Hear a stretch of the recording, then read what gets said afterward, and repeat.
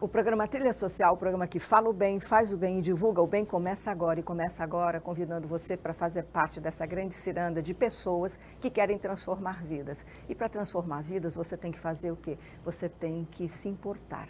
As pessoas que se importam, elas olham para a sua família, para o seu vizinho, olham para a sociedade, vê aquilo que ela pode fazer, o que eu posso contribuir. Se quer fazer parte da solução ou do problema, isso é uma escolha.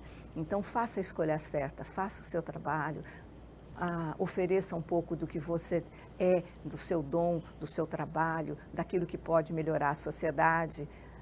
E doe para alguma organização não governamental, mas isso tudo vai voltar para você, porque tudo que a gente faz volta para a gente. O ser humano, ele é o único que pode pensar e tem a capacidade de decisão, a capacidade de criar. Tem uma frase que diz assim, que é do Confúcio: o que eu ouço, eu esqueço, o que eu vejo, eu lembro, e o que eu faço, eu aprendo. Então, veja, você levar o seu filho, por exemplo, para vivenciar uma situação que ele nunca viu, que é para ir para um local onde as pessoas estão em alta vulnerabilidade, ele conviver, ele está ali, ele vai estar experienciando aquilo que a gente experiencia, aquilo que a gente pratica, a gente aprende e fica para sempre na nossa vida e na nossa história de vida também, porque ali você praticando, você não vai esquecer. Há 30 anos atrás, nós tínhamos a consciência, o quociente de inteligência. Então, a pessoa que era muito inteligente, ela era considerada melhor. Ela tinha um QI acima da média. Há 20 anos atrás, nós começamos a perceber, né, a psicologia começou a estudar. É claro, quanto mais a gente se aprofunda no ser humano, mais a gente aprende, né? Há 20 anos, nós descobrimos, então, o quociente emocional, o quanto era importante a pessoa também saber utilizar suas emoções, né? E também saber como dominar as suas emoções.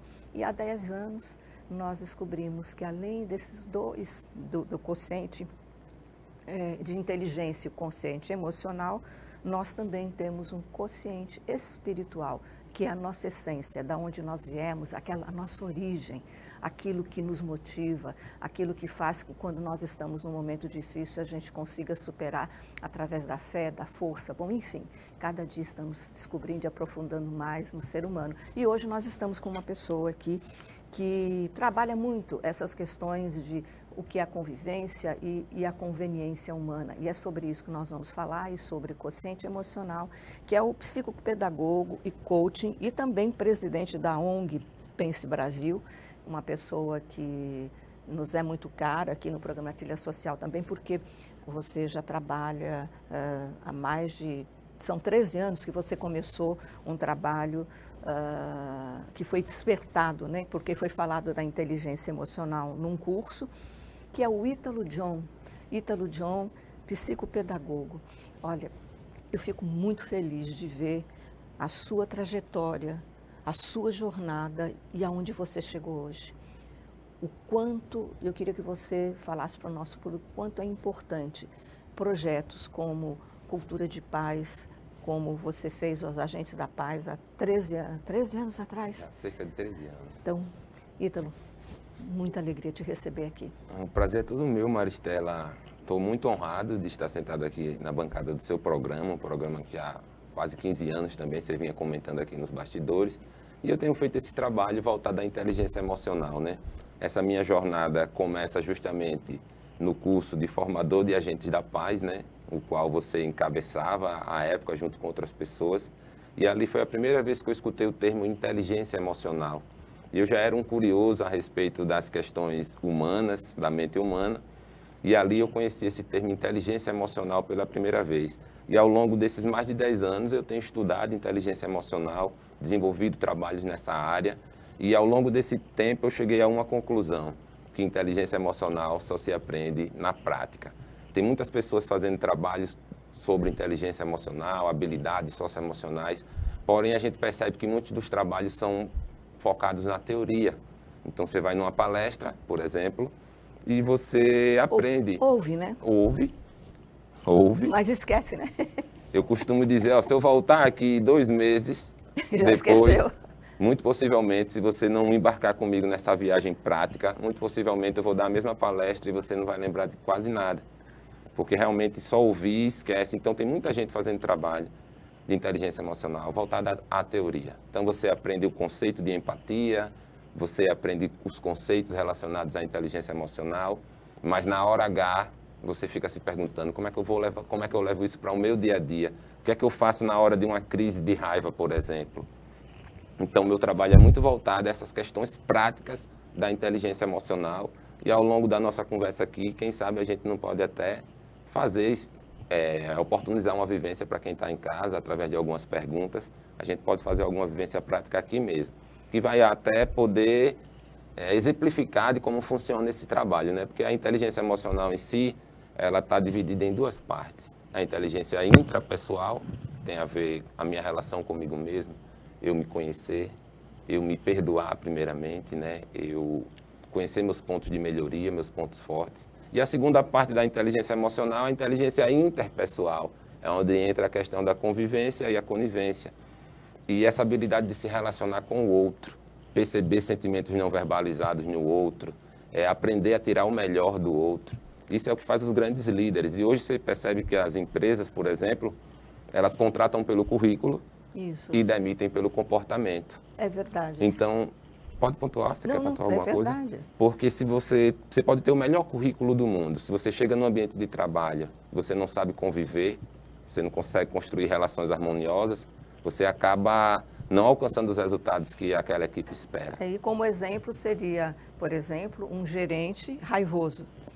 Ele chega no trabalho, é óbvio, ele tem que unir a sua equipe, mas se ele não sabe como dirigir essa equipe de maneira respeitosa, de maneira com inteligência emocional, ele acaba, ao invés de unir a equipe e eles colaborarem, ele passa aquela raiva para todo mundo e todo Exatamente. mundo. Aí começa aquele... é como fofoca, né? Sim. Uma fofoca que ela vai aumentando, né? Cada um vai aumentando um ponto, né? Isso acontece muito nas empresas. Eles não conseguem alcançar os resultados que esperam, eles não conseguem extrair o melhor de cada pessoa da equipe e isso respinga nos resultados, né? Isso acontece de uma maneira geral, até você aprender a conviver em casa, que é o nosso primeiro desafio, né? Você aprender a conviver com as pessoas que estão ali mais próximas, aprender a ouvir. Então, a inteligência emocional está lá subdividida na intrapessoal, eu comigo mesmo, e a interpessoal, eu em relação ao outro. Mas aí, nesse sentido, existe 4 tipos de pessoas, a gente fala, né? Aquele primeiro tipo é que só pensa nela. Sim. E não está nem aí para o outro, não tem esse tipo de pessoas. É o egoísta, né? O egoísta, ele só pensa em si, ele quer para si, ele quer crescer, mas ele não pensa no outro. Ele quer comer, quem vai lavar os pratos não importa para ele. Você está falando do egoísmo, você sabia que o egoísmo e o altruísmo foi um termo que nasceu bem depois. O egoísmo já era conhecido, mas o altruísmo foi muitos anos depois que já existia até no dicionário tudo, é que ele veio a existir e ser reconhecido. Sim, e o altruísmo em relação ao outro, né? Exato.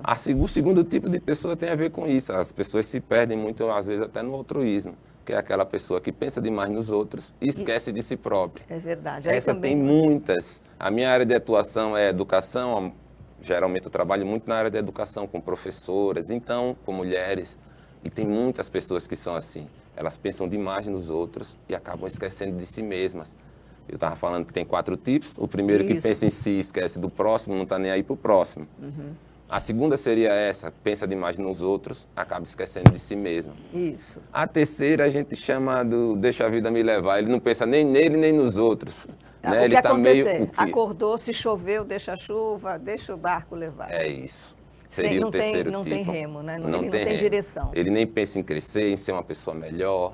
Não tem objetivos. Não tem objetivos próprios e nem pensa no outro. Ele geralmente espera o próximo final de semana para buscar uma fuga. Isso. Por exemplo. E o quarto tipo seria o ideal de pessoa, que é aquela que pensa em si e no próximo, porém na mesma intensidade e proporção. Eu nem penso demais em mim a ponto de esquecer o outro, nem penso demais no outro a ponto de esquecer de mim. Eu penso em mim e no outro, na mesma intensidade e proporção. quando eu falo em intrapessoal, eu estou falando de propósito, porque propósito de vida tem a ver comigo. Quando eu falo do outro, eu falo de missão. Qual é a minha missão em relação ao outro? Então, viver o meu propósito e desenvolver a minha missão. Crescer e contribuir na mesma intensidade e proporção. Então, eu penso em mim e penso no próximo na mesma intensidade e proporção. Se você for perceber, no final das contas, é amar o próximo como a mim mesmo. É verdade. Você vê? Quer dizer, isso já é uma máxima. Veja que uma coisa que eu também percebo, né, que tudo aquilo que todas as pessoas que passaram aqui no programa, quando a gente fala, é óbvio, não é óbvio. Quando você ajuda o outro, você também se ajuda. Mas como é que a gente tem dificuldade? Por que é que o ser humano, com toda essa capacidade, ele não consegue ver o óbvio?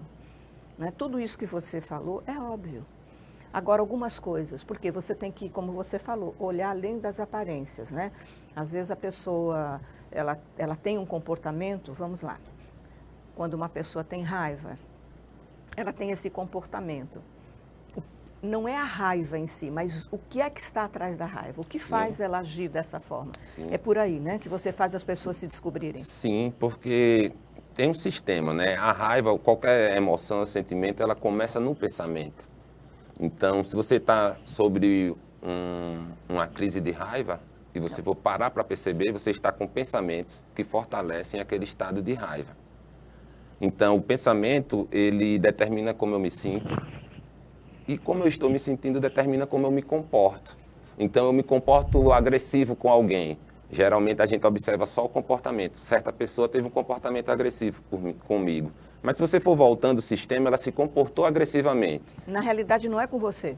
Como ela está se sentindo para ela se comportar de maneira agressiva com você? O problema é com ela, não é com o outro. Exatamente.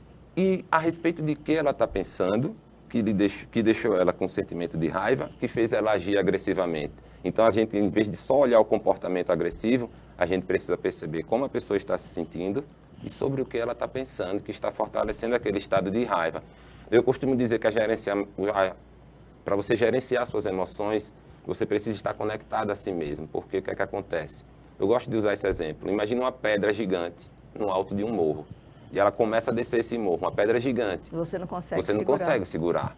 Porém, se essa pedra está lá em cima do morro, dá tempo de naquele ponto zero, cai, mas não cai, até com a força de um dedo, talvez você consiga segurar essa pedra. Bem assim são com as emoções e sentimentos. No meu caso, tenho feito essa prática pessoal há algum tempo, e quando o sentimento de raiva se inicia, eu consigo perceber em mim as alterações que acontecem no meu corpo quando a raiva está começando. Então, como ela está lá no começo ainda, de alguma forma eu consigo gerenciar na maioria das vezes. Porém, quando eu já estou tomado pela raiva, que a pedra já está rolando, o morro fica mais difícil de eu conseguir gerenciar. Então, como as pessoas não estão conectadas a si mesmo, elas são tomadas pelos sentimentos sem perceber. Ela só vem perceber quando ela já teve uma atitude que ela não considera talvez a correta e ela não se percebeu sendo tomada pelo estado de raiva. Então, o gerenciamento das emoções se inicia com você conectado a si mesmo, percebendo a qualidade do seu pensamento. Então, hoje em dia, Maristela, eu consigo perceber quando está em minha cabeça povoando pensamentos que estão me direcionando para um estado de raiva. Não sei se eu estou conseguindo me fazer compreender. Sim, compreendemos, sim. Você foi bem, explicou de uma forma muito correta e muito clara. O ser humano, ele, né, dentre todos os animais, é o único capaz de pensar, né? Você fala que a teoria, ela é importante, mas a teoria sem a prática fica faltando algo, né? Isso. Que é a pessoa experienciar. A experiência. E a experiência a gente não transfere, a pessoa tem que viver. Tanto é que a gente não pode dar conselho, né? Muitas pessoas experientes dão conselhos, nem todos ouvem. Mas, de qualquer forma, é importante continuar dando conselhos, porque pode ser que aquele conselho dado naquele momento não foi ouvido, mas fica reverberando na mente da pessoa na hora que ela tiver a necessidade de utilizar. Você tem serviços prestados na área da educação, né? Você também, o quanto é importante, né, na educação, nós termos uma educação continuada, porque se você não tem uma educação continuada, você inicia um processo e fica faltando, né? Fica faltando ainda a pessoa ter mais experiência e estar mais preparado ainda. E nada melhor do que na própria educação. Os educadores, eles são pessoas que já trabalham 8 horas por dia.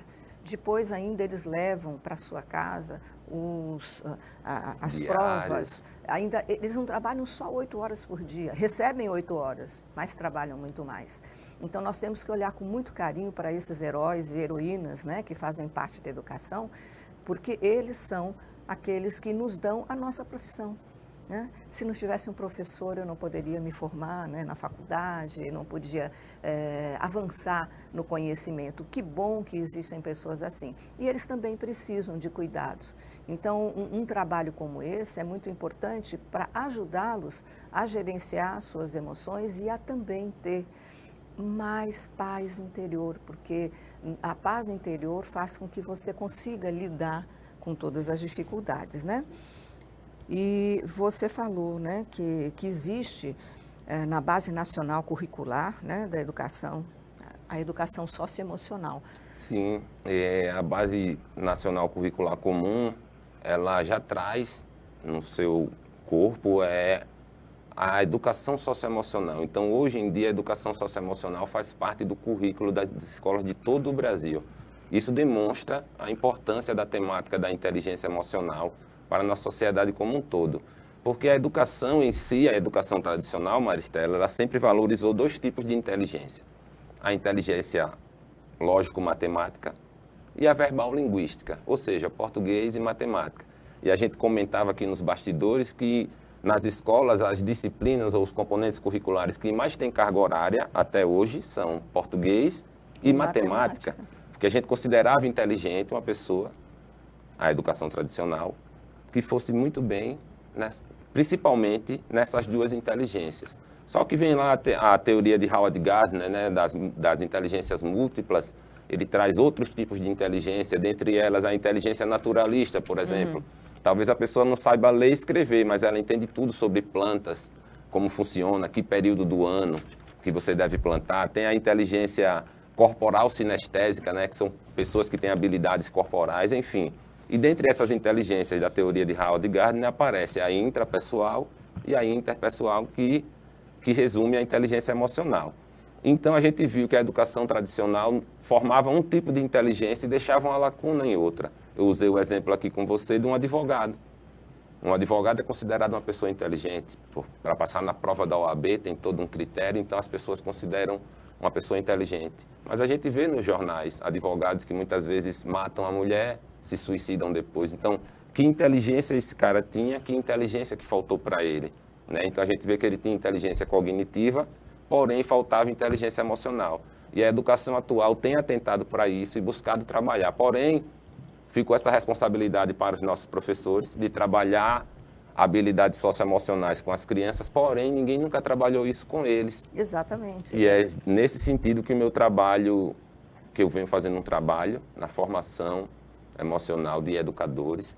Então, eu trabalho para alguns institutos, né, do Estado, presto serviços para o Instituto IDESNE, Ibracel, Instituto Luz Treinamentos. Então, tem uma série de institutos que estão fazendo formação continuada em diversos municípios do Estado, e eu tenho visitado esses municípios fazendo formações e palestras com professores, buscando trabalhar a inteligência emocional de maneira prática. Esse é o norte do meu trabalho, é trabalhar todas essas questões de uma maneira que você tenha elementos práticos, ferramentas, exercícios, que você possa utilizar no dia a dia a fim de desenvolver a sua inteligência emocional. Então, agora eu vou pedir para você fazer. Você se ofereceu para fazer uma experiência aqui com o nosso público. Vamos fazer. Eu vou fazer o seguinte. A câmera toda sua. A gente vai fazer o seguinte. Eu vou fazer a pergunta e você vai listar aí para mim pelo menos 10 itens de coisas que você faz do seu tempo. Coisas corriqueiras, que está sempre na sua rotina. Pensa nas 2 últimas semanas que você viveu. E lista aí pelo menos 10 itens de coisas que você faz do seu tempo. A pergunta é, o que você faz do seu tempo? Você vai pensar, Ítalo, dia de quarta-feira eu gosto de assistir futebol, sempre. Você faz isso sempre? Está na sua rotina. Eu gosto de assistir Netflix, eu fico preenchendo relatórios do trabalho, eu levo as crianças na pracinha, eu saio para passear com o cachorro. coisas corriqueiras da sua rotina. Pelo menos 10 itens. Lista aí e confia em mim que o final da ferramenta é que é revelador. Então a pergunta é, o que você faz do seu tempo? Se você não tiver acesso a papel e caneta, faz a lista mentalmente.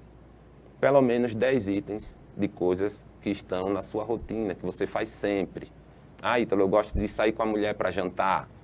Eu geralmente gosto de ficar vendo redes sociais numa rede que tem na minha varanda. Não sei, você que vai dizer para mim. 10 itens de coisas que você faz do seu tempo. Após você listar esses itens, eu quero te questionar o seguinte. Quantos desses itens que aparecem na sua lista pode ser considerado tempo de trabalho? Ah, lavar prato é tempo de trabalho. Preencher relatório é tempo de trabalho. Responder às redes sociais de trabalho é tempo de trabalho. Quantos dos seus itens pode ser considerado tempo de trabalho? Quantos dos itens que apareceram na sua lista pode ser considerado tempo de lazer? Ir para a casa de praia e ficar na cozinha não é tempo de lazer. Exatamente. Quantos desses itens pode ser considerado tempo de lazer? Quantos desses itens pode ser considerado tempo romântico? Por exemplo, sair com a esposa para jantar só vocês dois é tempo romântico. Ficar deitado com ela no sofá é tempo romântico. Caminhar na praia é tempo romântico. Quantos desses itens, meus amigos e minhas amigas, que apareceram na sua lista pode ser considerado tempo de autocuidado? Academia é tempo de autocuidado. Exames médicos é tempo de autocuidado. Boa alimentação é tempo de autocuidado. E quantos desses itens que aparecem na sua lista pode ser considerado tempo espiritual? Que talvez seja o primeiro lá da lista e possivelmente, talvez, seja o que menos tem tempo nos seus itens. Geralmente, quando eu aplico essa ferramenta nos cantos, quais são as fichas que caem para as pessoas? Muito tempo de trabalho, pouco tempo de lazer, pouco tempo de autocuidado, pouco tempo de espiritual.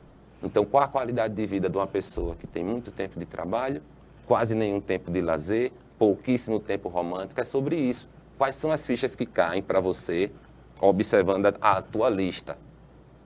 Que fichas caem?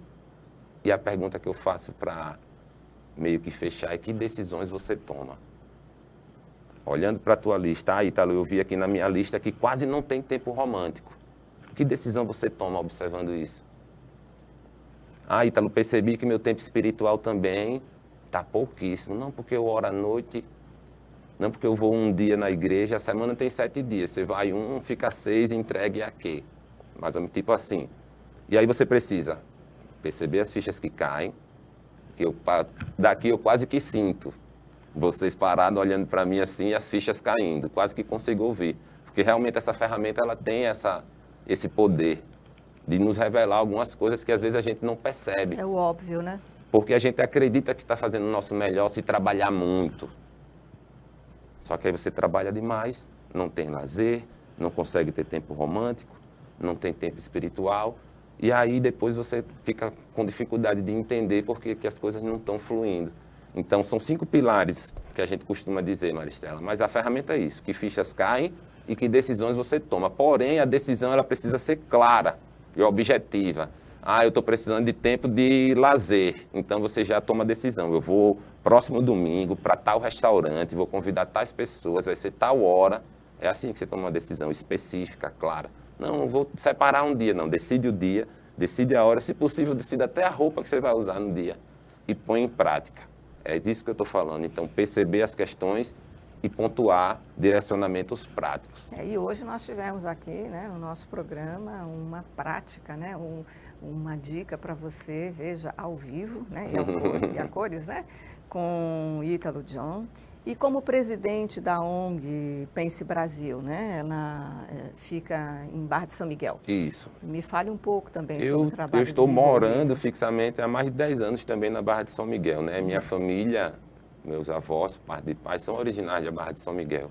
E eu fui para lá trabalhar um tempo, inclusive para prestar algum voluntariado na ONG e acabei ficando para morar. Então passei mais de 8 anos também na Secretaria de Educação da Barra de São Miguel.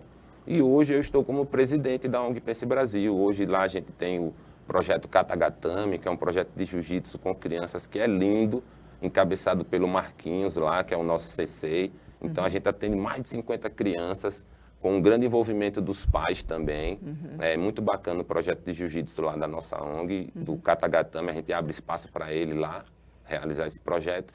E a gente tem o Centro de Convivências Navegantes, que é um programa com idosos, né? Então, quartas e sextas eu estou lá com as idosas. Há 2 anos já, uma parceria, um edital que a gente conseguiu aprovar também pelo Banco Santander, que tem dado esse apoio.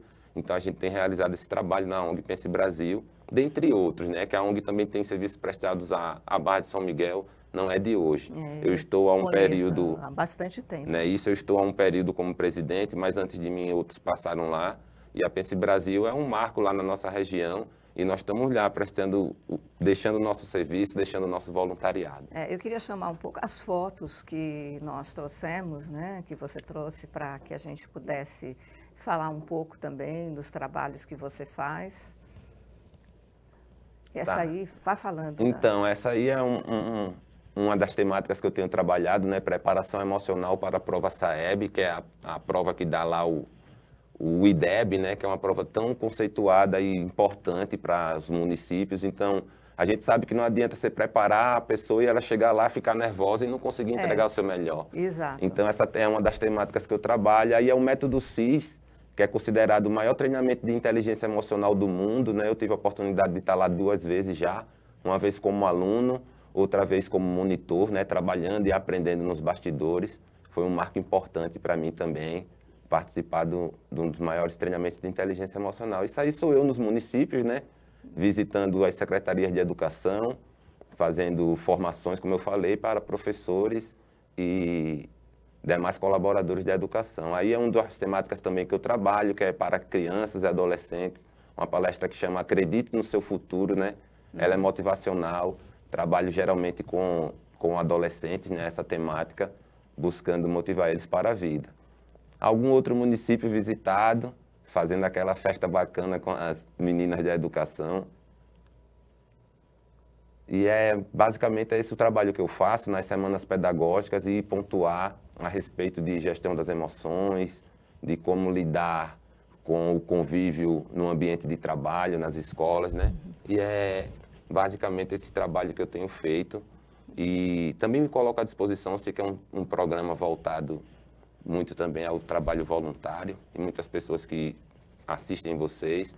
Eu fico à disposição também para visitar locais, instituições que queiram abordar a temática. Com certeza. Se fizer o convite, eu adequo na agenda e com certeza estou disposto a poder colaborar. O Maceió Voluntário já lhe convida para estar desenvolvendo trabalho também. Estamos no final do nosso programa, eu gostaria que você deixasse uma mensagem e o endereço para que as pessoas possam entrar em contato com você. Tá, então, eu estou nas redes sociais no Instagram, né, como Ítalo_John, John, o John, né, você encontra lá vídeos, alguns dos trabalhos que eu tenho realizado você encontra lá, o telefone é o 99840-9475. E a mensagem que eu posso deixar é que você busque se conhecer, se perceber, se aceitar, porque esse é o primeiro passo. Primeiro, eu me entendo, me perdoo, me respeito. Depois que eu faço isso por mim, eu estou apto a fazer isso pelo outro. Então, o início da jornada é se perceber, não se entregar à qualidade de pensamentos de baixa energia, né? Porque tudo começa no pensamento. Então, observa a qualidade do teu pensamento e não deixa se entregar a pensamentos que te levam para lugares que você não quer ir. Essa é a dica que eu posso deixar. Muito obrigado. O programa Trilha Social agradece a sua presença, né? E o programa Trilha Social, o programa que fala o bem, faz o bem e divulga o bem. Espero você na semana que vem, sempre com novidades pela paz. Até lá.